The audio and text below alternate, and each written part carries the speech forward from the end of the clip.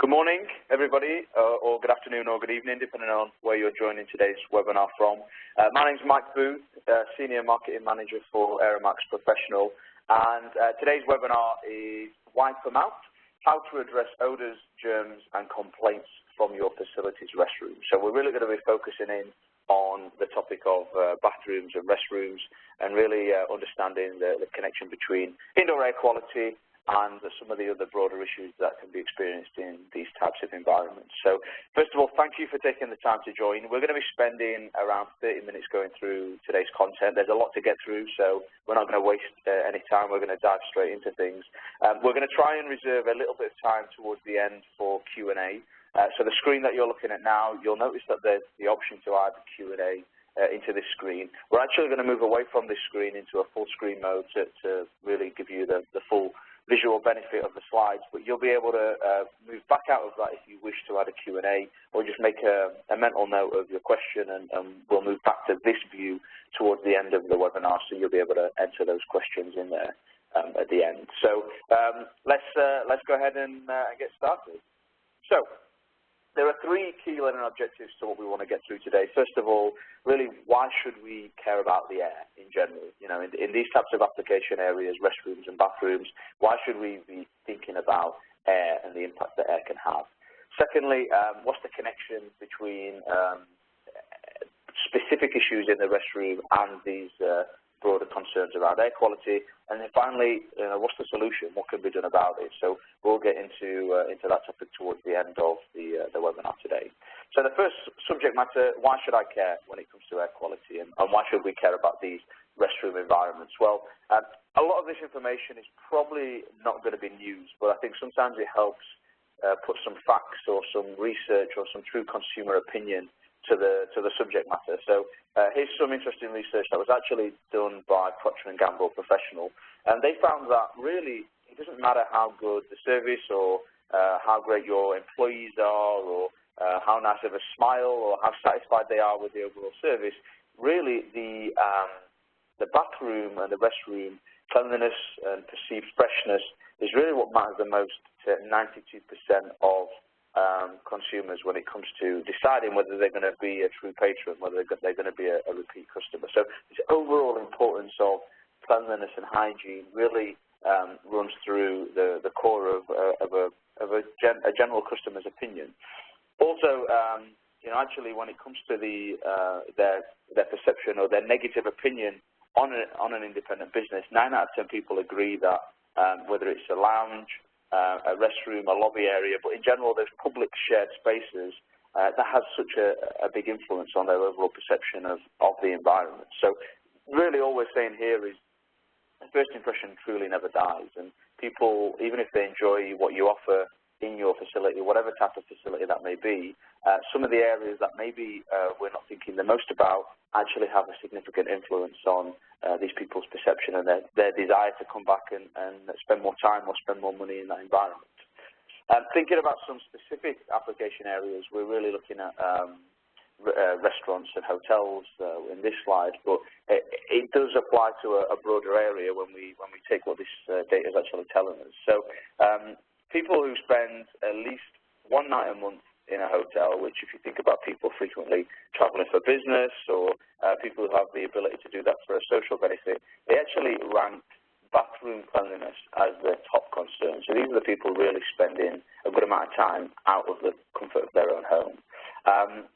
The middle point here, nearly 70% of people would refuse to patronize a restaurant with unclean bathrooms.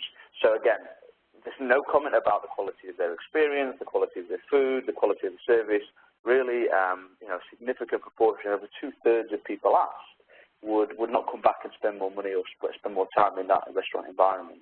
And similar question, but for the hotel environment, 3/4 of people, 75%, wouldn't patronize a hotel with dirty bathrooms either. So really, just trying to frame the importance of thinking about this specific area within your facility today.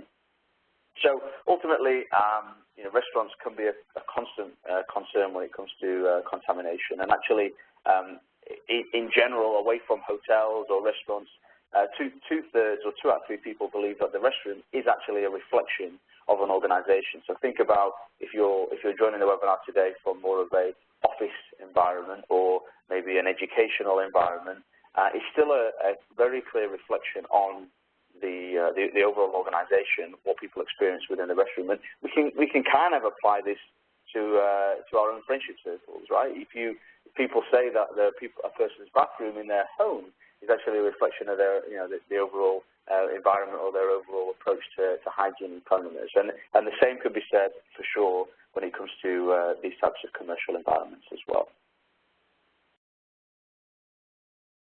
So when it comes to what the American consumer really expects, when it comes to their negative experience or unpleasant experiences in public restrooms, the top complaint linked to this is odor. And again, this may seem obvious, but this is data and research that's come back from actual consumers right here in the United States when asked about what really is their main complaint when it comes to a negative experience. So this just enables us to identify one of the problem areas that we can focus on and try and solve as part of this process.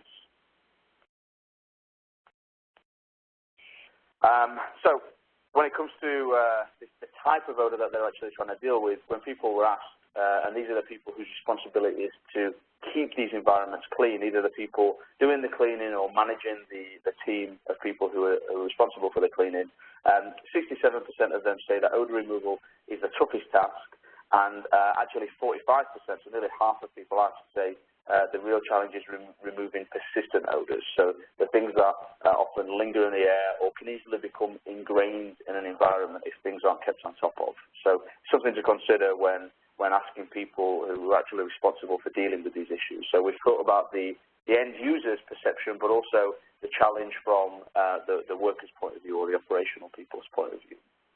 So what can be done? Well, one of the common approaches to dealing with these types of issues, alongside a good maintenance or cleaning regime, people often turn to fragrance as a way of creating a positive impression, creating the image that things are being dealt with. But actually, what's actually growing in awareness nowadays is these aerosols or the propellants used as part of these fragrance solutions can actually add more of an issue to the air rather than a solution. And this is because of some of the chemicals or the VOCs, the volatile organic compounds that can be propelled into the air as part of fragrance being used as a solution. So whilst there are things out there that people are using to try and solve this, masking the odor really isn't getting to the base of the issue here. So really what we're saying is just because a restroom smells and looks clean means that it is clean. Well, we all know, and we can take this research into consideration here, but really if we think about this ourselves, we know that that's not the case. If we hide the issue over, it's not getting to the true cause of the problem or to the true root of the problem. So what we're going to get onto a little bit later on today is how can we actually deal with the airborne issue that's potentially causing this. So something to think about is specifically within a restroom or bathroom environment, what are the sources that could be contributing to air quality? So we're going to go through some of these in a little bit more detail, but just one obvious issue is something that can't be taken away is the toilet itself. And I apologize in advance, we're going to get into some of the unpleasantry things as part of today's webinar, but if you dive into a webinar to hear about bathroom and restroom odors, I'm sure that you're all prepared to hear some of the nasty stuff at the same time. So the reality is that when we flush a toilet, a single toilet flush, a fine aerosol of water is being sprayed up, which effectively, we can refer to as a plume of really small, fine aerosol-sized particles all going up into the air. And some of these particles or aerosols are of a size where they're not just going to settle to the surface within a couple of seconds, they're actually going to remain airborne for a significant period of time. And because of the type of things that are going to be in that toilet prior to it being flushed, it's very obvious to think why those aerosols could contain potentially contagious bacteria or could lead to the spread of nasty bugs or germs or viruses as well. So an obvious statement, but really thinking about a process that takes place in a bathroom environment all day, every day, is really having a significant contribution to the nasties that can be in the air. So our belief as an organisation is that to have a truly clean facility, one of the core elements that you need to be thinking about is the air. So for a truly clean facility, clean the air. And really, I think it's very common practice today for organisations and cleaning regimes to consider surfaces. Obviously, we're thinking about the faucets, the sink areas, all the countertop surfaces, floor surfaces, the cubicles and the partitions. These are the things that are definitely taking place today.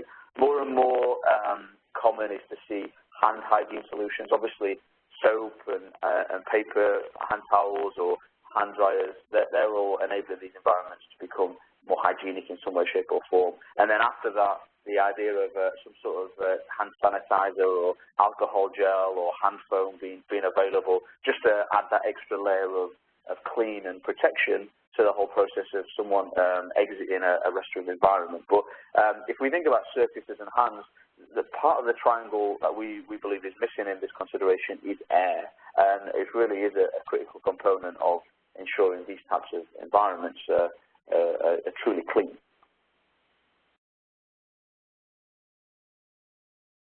So that's really rounding off the section of, why should we be caring about these types of environments. So the impact on the person visiting your facility, the challenge that the people who are actually responsible for the upkeep and cleaning of these environments, the challenges that they face when it comes to odor specifically, and then just thinking holistically about surfaces, hands, and then finally air as the key areas that you need to be considering as part of the overall approach. So what we're going to think about now is some of the drivers of poor indoor air quality, and specifically poor restroom air quality. So obviously we've heard one of the main concerns from the person responsible for doing the cleaning is odor, and we've already talked about the impact of that plume coming from the toilet. The reality is that the core source of issues and challenges in a restroom environment can't be taken away, because the restroom is there to serve a purpose within your facility, and people are part of that contributing negative factor in that environment. So that's something that we can't take away, but what we can do is put the right solutions in place to ensure that people using that environment are happy and feeling satisfied in moving forwards. So this is that plume that I was talking about earlier. So a flushing toilet is triggering airborne bacteria and viruses into the air, and what we're looking at here is a freeze frame of some computational fluid dynamics that we ran as an organisation, just to kind of visualize what this actually looks like within a restroom environment. So we're going to come back to this a little bit later on in the webinar to actually show a comparison of the restroom as it is here with no solution in place versus with some form of air quality solution in place. So we'll look at that side-by-side comparison. But right now, we're just going to focus on really identifying the issue, what can make indoor air quality go bad in terms of that human impact. So I did warn earlier that we're going to get into potentially some of the nasty details, but this is just one example. So a diarrhea event in a restroom like this can seed up to 10 billion bacteria and viruses into the toilet water, which is then also contributing to this plume as part of that toilet flush process. So effectively, what that can lead to is around 1.2 million airborne bacteria and 2.4 million airborne viruses per cubic meter above the actual toilet environment. And when we say above the toilet space, what we mean really is inhalable space or breathable space, because we're then getting into head height environment for the person in the restroom, but also potentially future people entering that restroom as well. So what you see with the visual is that plume is really spreading and entering breathable space. And what we're looking at there is a freeze frame of the really high concentration issue, the kind of 2.5 parts per million. The spread, still at a relatively high concentration level, is obviously much further than just within the cubicle environment that we're seeing there. So obviously the impact beyond that is a poor indoor air quality situation can then actually have a negative influence on surface hygiene as well. So things that are in the air, whether that they take seconds, minutes or hours to settle onto a surface, when they eventually do settle onto a surface, that can then lead to a further spread of some of these bacteria or overall spread of infections. So actually, the elements of hand hygiene, surface hygiene, and air hygiene, they're not siloed, independent issues. They have a negative influence or potentially a positive influence on each other if they're approached with the same amount of importance. And then, within these environments, there are potentially some viruses, because of the size of the particle, they're able to remain airborne for a significant period of time. So when it comes to air quality, the most focused on particle size, because it's one of the most difficult ones to deal with, is around the kind of 0.3 microns in size. So if you think about a hair on your head right now, that's going to be, the diameter of that hair is going to be somewhere between 70 to 100 microns in size. So when we talk about 0.3 microns, we're really talking about the impossible to see with the human eye size particles, not even the stuff that you can see when a sunbeam shines through the window, or if you look ahead of a projector lamp, much smaller than those sorts of sizes. And a particle down to the size of 0.3 microns can actually take around 41 hours to move from head height down to a floor level location. So the impact of this is they easily become resuspended in the air. They remain airborne for a long period of time, much longer than after the person has left that environment, which leads to them being able to be inhaled or potentially swallowed within that breathable airspace within these environments.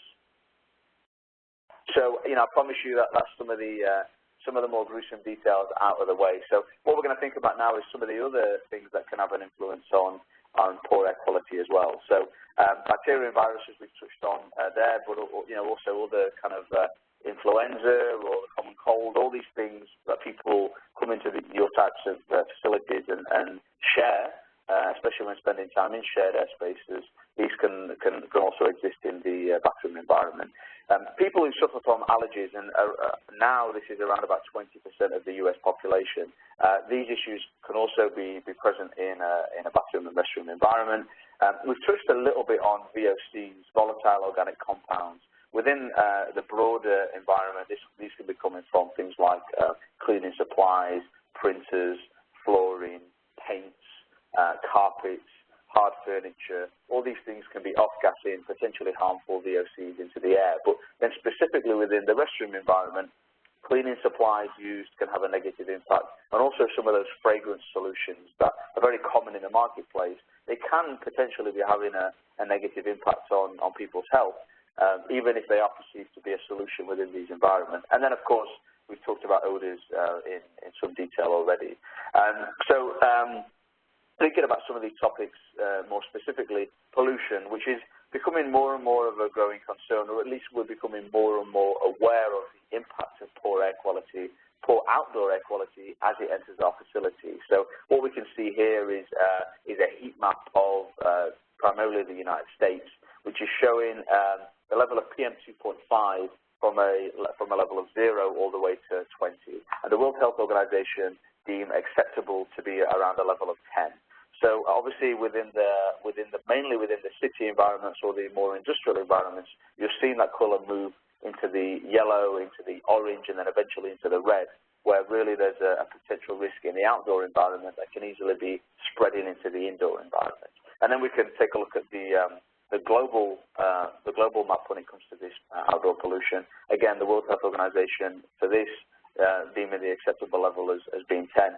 If you are joining us today from an international environment, or if you're part of an international organization, you can see some obvious problem areas. So some areas of Europe where this is a concern, parts of Africa, and then the real red issue that we're seeing on here is that over in China, especially in Beijing, where there are some well-known issues as far as air quality on the global level as well. But the US is certainly not to be ignored when it comes to this issue, potentially entering the indoor air environments.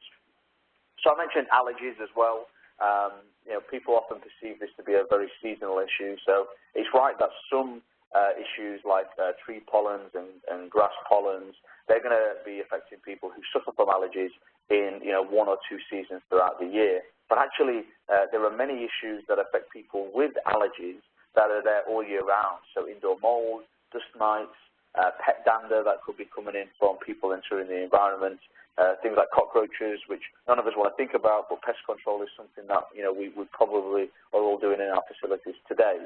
So these issues are really affecting people all year round. And if you're someone who's unlucky enough to be living with an allergy or know someone close to you living with an allergy, you really understand that the impact on overall quality of life is significant. So there are things that we can be doing for these people broadly in our facilities, but also within these restroom environments. And then when thinking about something as simple as the common dust mite, which is something that becomes and remains airborne for a period of time, this is the most common cause of all year round allergy and asthma. And actually, if we think about asthma cases in the United States, between 50 and 80% of asthma cases are linked to levels of dust mites being in the air. So these are issues that people suffer from specifically based on what they're breathing. So these are things that are airborne within your environment, and specifically within the restroom environment. There are certainly things that can be done to take these out of the air. And VOCs, we've touched on this, some of the sources of volatile organic compounds, paints, printing machines, furniture, it could be insulation, carpeting, flooring. There are thousands and thousands of VOCs that are identified in products today. So these are just something to consider when it comes to the approach to indoor air quality as well. And we're going to touch on how some organisations such as the EPA recommend to deal with issues like these. So what we want to do is wrap up with the final section. What is it that we can actually do when it comes to trying to improve indoor air quality? And I will say we're going through this at speed. We're trying to get a lot of content into a short amount of time because we really value everyone's time who's joining the webinar today. But the content will be available afterwards. And just a reminder that if you do have any questions that you want answering, we'll try our best to get to those before we wrap up and close off the webinar today. So we've touched on fragrance or air fresheners. They're really not the answer in isolation. So what they're doing is really hiding the issue, they're masking the issue. It's a little bit like dealing with your laundry with just a fabric refresher solution rather than using a washing machine process to actually deal with the issue. So they're masking the issue, they're not getting to the root of the problem, and actually, based on the VOC information that we've talked about, they can be adding more issues into the air that cause poor indoor air quality as opposed to solving the problem. So we talked about these thousands of VOCs identified in products today, but what does that mean? How can that truly impact people? Well, people who suffer from asthma, they can be impacted by these substances in the air. Fatigue and headaches within environments, people often put this down to staring at a screen for too long, or maybe being a little bit too tired, or not drinking enough water. Well, there's research out there that specifically links levels of VOCs alongside carbon dioxide with headaches and fatigue. And then, again, people suffering from allergies, it's possible that allergy attacks can be triggered by levels of VOC in the air. So this isn't just something to be ignored. It's really a concern for specific groups potentially within your facility. And then when it comes to solving the issue, people often think, well, we've got filters in our ventilation system, or we've got filters in our HVAC system. Really, a HVAC system, heating, ventilation, and air conditioning system, is really there to focus on temperature control and ventilation. So heating, cooling, or the exchange of indoor air with outdoor air. It is true that this equipment does make use of filtration, but the whole industry would admit that the primary purpose of that filtration is for the benefit of the machinery and the ducting, as opposed to the benefit of the human occupant within that environment. So they're not focused on cleaning the air. And if you think about the efficiency, the MERV levels, or the EN 779 levels, if you're in Europe, they back that up, that they're really not focused on the finer particles or high level of capture rates when it comes to indoor air quality. And not to criticise the whole industry, HVAC is there to serve a purpose and does so pretty well, but it can actually lead to the spread of some of these issues as opposed to the removal of some of these issues in the air. So what do we do? You know, we're one of multiple solutions out there that can be considered when it comes to air quality broadly, but our whole ethos is around removal, focusing on the recirculation of air within a specified environment, passing that air through a set of good quality filters, and then putting cleaner air back into that same environment. So really not focused on ventilation, not focused on temperature control, just really wanting to clean the air, to purify the air in the most efficient and smart way possible. So we're going to go into a bit of detail as to what a solution like AeraMax Professional would contain. Our overall claim is that we're able to remove 99.97% of airborne particulates and odors. Our process is really 4 primary stages. So a pre-filter, which is there to take out, to protect the other filters and to take out some of the larger particles and contamination. We're using active granular carbon filtration, which is there to absorb odors and VOCs. So a solution focused on that as a subject matter. And then the next level beyond that is HEPA, high efficiency particulate air filtration. So this is the part of the process that enables us to say 99.97% down to or as small as 0.3 microns, which we explained a little bit earlier. And then we go one step beyond just the filter. Our HEPA filter is also treated with an antimicrobial layer, which prevents further development of things like bacteria, fungi, and mold on the filter itself.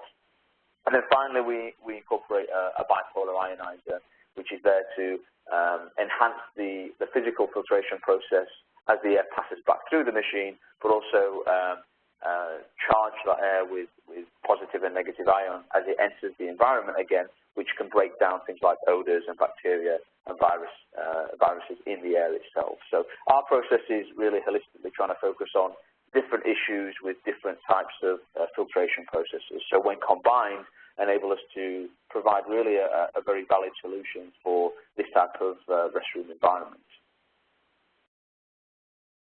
So some of the key call-outs as far as this specific solution is concerned, obviously the percentage claim thanks to the HEPA filtration, thanks to the carbon filtration, the reduction of odors and VOCs. Now really what sets this apart is the integrated style of filtration. So this is a wall-mounted solution that's really there for the benefit of your facilities and maintenance team. Once installed, it's really set it and forget it. Our sensor technology, the air quality sensor and the motion and sound sensor enable the machine to smartly work harder based on high footfall or high levels of occupancy within the environment, but also detect air quality issues and work harder when it needs to, but also reduce its energy usage when the requirement isn't there. So really a smart solution that needs no interaction and very little maintenance once it's installed. Our focus and air delivery ranges from 300 all the way up to 1,400 square feet, and we give specific guidance in these environments to look at the target of 5 air changes per hour, which is a really key focus when it comes to comparing other solutions out there on the marketplace, which is deemed by multiple organizations as the air change rate that you should be targeting to truly and proactively improve air quality within these types of environments. So the range consists of 3 solutions. We're not using chemicals as part of this process, thanks to the design and the build, truly energy efficient solutions, thanks to that smart technology as well. Designed to be left on and left to do their job 24/7, 365 days a year. And with 3 separate units, all wall-mounted solutions, we're able to cover spaces from 300 square feet up to 1,400 square feet in size. So a broad coverage of floor space when it comes to thinking about the type of facility that you're trying to deal with the issue. What we also find in applications where we've got these machines installed on a global level is that not only are we taking some of these airborne nasties out of the air, but some of this dust and nasties that we're taking out of the air also leads to improved surface hygiene as well, and less visible dust on surfaces. So one example that I heard recently, just this week actually, was from a dental laboratory installation that we've got running, where the cleaning team on site commented that they were planning to go down to one surface dust-focused clean per week as opposed to 3 per week that they were previously working on. So just an anecdotal comment about surface hygiene when it comes to the introduction of an air quality solution in there. And this is that computational fluid dynamics that I mentioned a short while ago when we were talking about that plume of poor indoor air quality.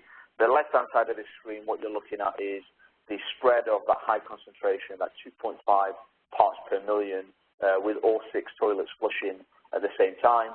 If we look on the right-hand side of the screen with an AeraMax Professional solution built into the environment, into the computational fluid dynamics, alongside the airflow with the HVAC and the air moving out and in through the doorway, you'll notice that that high concentration plume is not disappeared completely.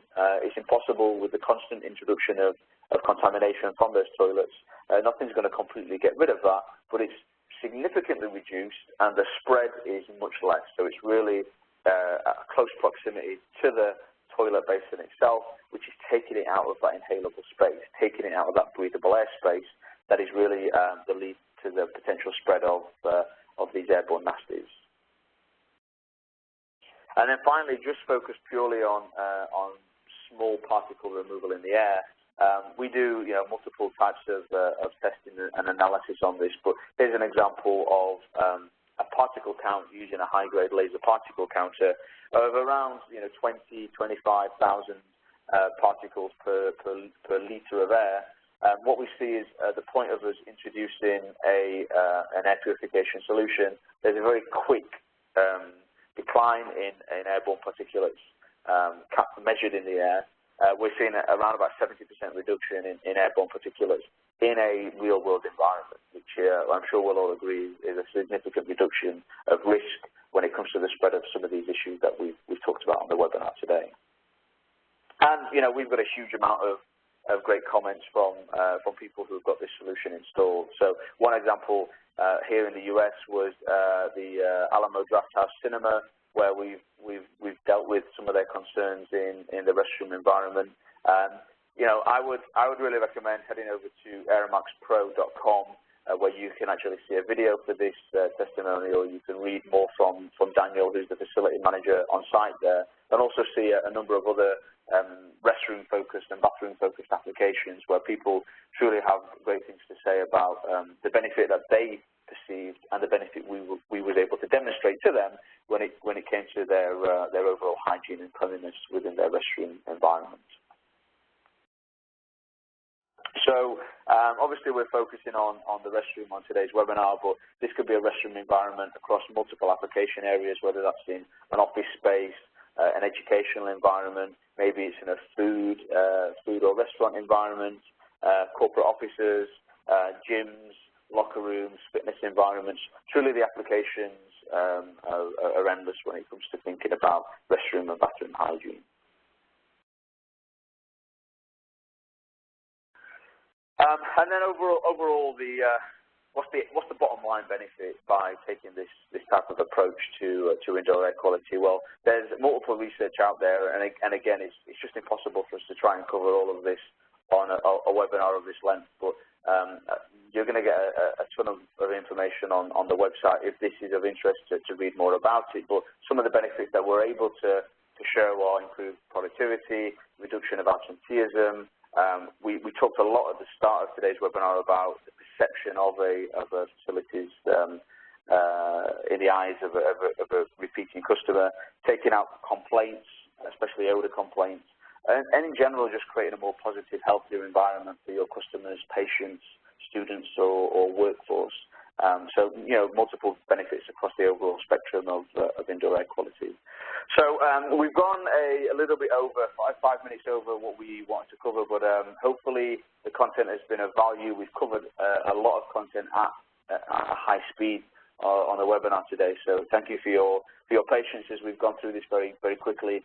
As I've mentioned a couple of times, the website is really a great resource for seeing more information, whether that's testimonials, a bit more information on the product, which we've moved through very quickly. So that website URL is AeraMaxPro.com. There's also multiple language versions if you are joining the call internationally today, so you'll be able to look at some of our international versions of the website, which has got the same great content but just localized in multiple languages. So what I'm going to do now is move back to the Q&A section. Thank you for people who have stayed with us. We're going to take one or two questions now, and any questions that we don't get to, we will make sure that we follow up with those, you know, at a later date. So I'm just going to jump into some of those right now. So one question here is there a distance that the unit should be mounted away from this, any supply or exhaust registers? So really the main advice this is obviously on a case-by-case basis, but the main advice we give is our solution, the air outlet is on the top of the unit, so we recommend they're installed around 8 inches or 21 centimeters from the ceiling height, which gives the air outlet a good chance of a good throw and a good distribution within the environment. Our general guidance is that shouldn't be pointing towards any sort of extract or exhaust or you know, outdoor environment as well. So not pointing straight towards a doorway, not pointing straight towards a window that's frequently left open, or not pointing directly towards any sort of extraction system. But as long as it's not pointing directly towards that, it's really going to generate good coverage and good spread within the environment. But of course, this is on a case-by-case basis, so we typically like to have one of our partners in the marketplace take a look at that and give some specific advice on that. And we have another question here. Have we done any studies showing a reduction in microorganism content in the air, or just reduction in particles around the size of 0.3 microns? So, yeah, I mean, particle reduction is something that's very easy for us to test in real time, so we can take a high-quality calibrated piece of equipment and do that testing and show the results in real time. If we do bioaerosol studies, it just takes a little bit more time, because obviously we have to use a system to put that onto a Petri dish that has to then go off to a laboratory, be incubated, and then they would typically do CFU counts, so colony forming unit counts on the Petri dish. So we do have some case studies, bathroom and restroom case studies, where we've taken that bioaerosol approach. So one that I can talk about from the top of my head, which was done in a shopping mall environment in the UK, we actually took one of the two restroom environments with very similar footfall, very similar usage, and we put AeraMax as a solution in the male and female restrooms in one part of the shopping mall, and left the existing solution, which was fragrance focused, in the other part of the shopping mall. And what we were able to demonstrate through the bioaerosol testing, and I'd be more than happy to send this over on a short presentation or email if that would be of interest, was 72% less bioaerosol focused on contamination in the air within that environment where the air purification system was in place. So the short answer is yes, we've done some of that. We just do that less frequently because of the manual work involved and the laboratory work involved in doing that. But we do have some case studies where we focus in on that. And then I'll take one last question before we wrap up, which there's two questions that we've got here that link to the same thing. One is how frequently the filters have to be replaced, and is there any service or change of filters or parts. So service or parts, the machines come with a 5-year warranty. The smaller machine in the range is a 3-year warranty. So really designed to be used in commercial environments 24/7, 365 days a year. So we have every confidence, and we see very little issue in the marketplace with regards to failures or anything like that. So very little maintenance or service required. Our recommendation is a regular wipe down, because these things are pulling air into them, which means that sometimes on the grills and the surface they can become a little dusty. But it's a very simple wipe down. And then the filter change frequency, depending on the type of filter set that you use, is going to vary between a 6-month filter change up to a 12-month filter change. So the feedback that we get in the marketplace is this is typically less frequent than other things that are being serviced or dealt with in these types of environments. So if you think about paper dispensers, soap dispensers, the aerosols that we've spoken about, they're typically weekly or bi-weekly service level tasks. This is twice a year or even once a year, depending on the type of filter set that you go with. Okay. There's real quick, I see a question here, filter costs. Typically, the annual filter cost for a machine is going to be around 15% of the cost of a machine. So, as an example, the recommended purchase price for our middle-sized unit is around $1,000. So the annual filter cost of filters that are going to be needed for that machine is going to be around $150. And again, that varies a little bit depending on the filter set that you go with, but that's a typical guidance that we give. Around 15% of the cost of the unit is going to be invested in filters on an annual basis. Okay? So what we will do is any questions that have been unanswered, we'll be sure to get back to the individuals. There's also a Q&A or an FAQ section, on the AeraMax Pro website. So that's a good way to get a lot of these questions answered. And feel free to reach out to me directly. You can email me on mbooth, Mike Booth, so that's mbooth, B-O-O-T-H, @fellows.com, and that's FELLOWES.com. Feel free to reach out to me directly with any questions, but we will aim to get back to people personally if they've got a question that's not been answered on the webinar today. So we've gone over. I appreciate the people who have hung around. The vast majority of people have stuck with us as we've gone over a little while. So thank you for joining. I hope it was of value, and I look forward to speaking with some of you in the future if there's anything we can help with moving forwards. So enjoy the rest of your day or your evening, depending on where you're joining from today, and thanks again for attending.